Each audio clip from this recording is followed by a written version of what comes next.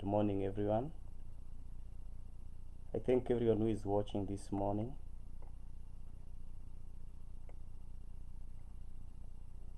I thank everyone who is watching this morning.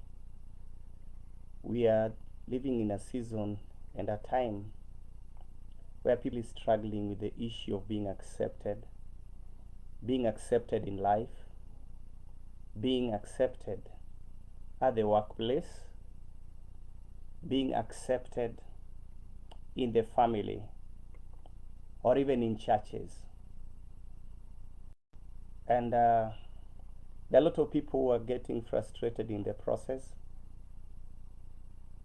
because it seems as if no one is keen on them or takes note or recognizes their works and activities.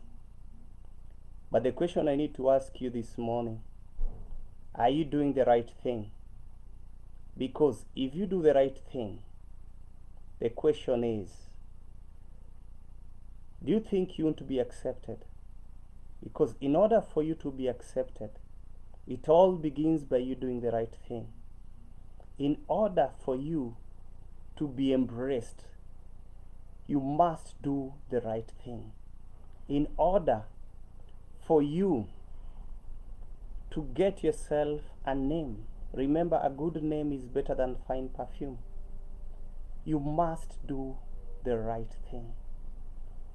In Kenya, at this particular moment, we have moved into an electioneering period where there are a lot of things that are being said. There are a lot of promises which are being made every day, with all those people who are aspiring for big positions in the society, from the head of state to the governors, the senators, the MPs, the MCAs, you name them. All the words that they are telling us is because they want us to accept them. But the question I need to throw to your direction, you are inspiring for an elective position. Are you doing the right thing? Because for you to be accepted, you must first of all do the right thing. For you to be embraced, you must learn to do the right thing. When all along you've not been doing right, how now do you expect the Republicans to embrace you, to accept you? When you fail, it is not them. It does not go as the people always claim that I was rigged out. It's all about doing the right thing. Even in the family setup, if you don't stand with the right thing, if you don't lean on the right ways, it is very difficult for you to be accepted even with your parents. And this calls for us to be sober in the way we live. It calls for us to be wise in the way we carry ourselves even at the places of work. Because there are cases where there are two employees at the workplace. An instruction is given in line with a certain activity, and the time comes for them to perform it. One does it exceedingly in a way that is not only pleasant, that it tends to attract, to draw favor from the boss. Why? Because he does not just do what was expected of them, but he surpasses the employer's expectation. The another employee comes, he may just do it because they are told to do. Why? Because there's no one who is supervising him, there's no one who is looking up upon him. But now, when it comes to selection of who to promote, when it comes to that decision of who to reward, even as an employer, you'll obviously give more audience to the one who did exceedingly than what you had engaged him with. And this calls on us to be wise, be it in life, be it at the workplace, and even in the society, even in the Christian walk. There's a lot of jostling for positions, even in the churches. There's a lot of jostling for space. It's all about space. Because when you talk about acceptance, it's all about space. People are struggling for the pulpit. Some are struggling for places, opportunities to minister, opportunities to sing, opportunities to serve God. But then They are not willing to do the right thing. The buck stops with you choosing on that which you ought to do. Because if you lean on righteousness, automatically you'll be accepted. Because, number one, remember that every high priest is chosen from amongst men, and no one takes this honor upon himself. He must be chosen by God. But then, how will you be chosen, my friend, my brother, my sister, if you are not willing or ready to do the right thing? This brings you to the point of reflection. It's not that the people don't want you. It's not that the church is not ready to receive you. It's not that the pastor does not want you. But I need to challenge you, brother. I need to challenge you, sister, who is listening to me. Are you doing the right thing?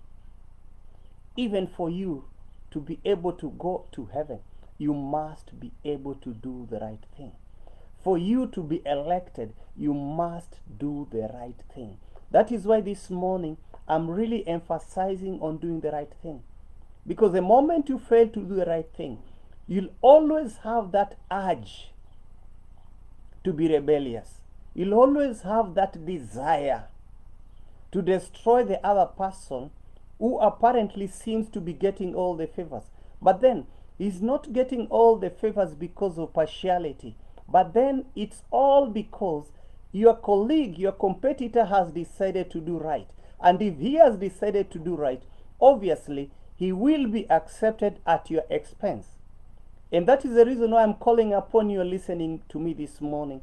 The time has come for you to lean on the side of righteousness, for you to lean on the side of doing good, for you to lean on the side of recognizing the right thing and sticking in that lane. Because that is the only thing that will make you go up. It is the only thing that will enable you to rise even in the society, even at the church setup. Yes, we all want to be accepted. I mean, no one does not want to be accepted in this life. But for you to be accepted, you must be willing to pay that ultimate price of doing the right thing. And in order for you to do the right thing, you must be able to walk in humility. Because doing right at times calls on you as a person to set aside your pride, to set aside your desire, to set aside your selfish interest, and be able to choose the right thing. There are moments it will call upon you to go against the norm, the normalcy of the people. Maybe the crowd is being pushed in a certain direction which is not necessarily good. It's not necessarily right. But that does not mean that you follow the crowd in doing wrong. If you decide in your mind and purpose in your heart that I will not follow the crowd, but I will stick to that which is right, at the end of the day, you shall be accepted. And that is the reason why this morning, I just want to encourage you, my brother and my sister. It doesn't matter what the people say. It doesn't matter what the people think. It doesn't matter what the nation says, but stick to doing the right thing. Whether the people don't see you now, there's someone who sees you. Whether the people don't recognize you now, there is someone who recognizes you. And when you decide, my brother, that I will do right, I will stick with the right, I will walk in the ways of righteousness, at the end of it all, you shall be accepted. At the end of it all, you shall emerge in laughter. You shall emerge in joy. Thank you for listening, my brother. May the Lord bless you.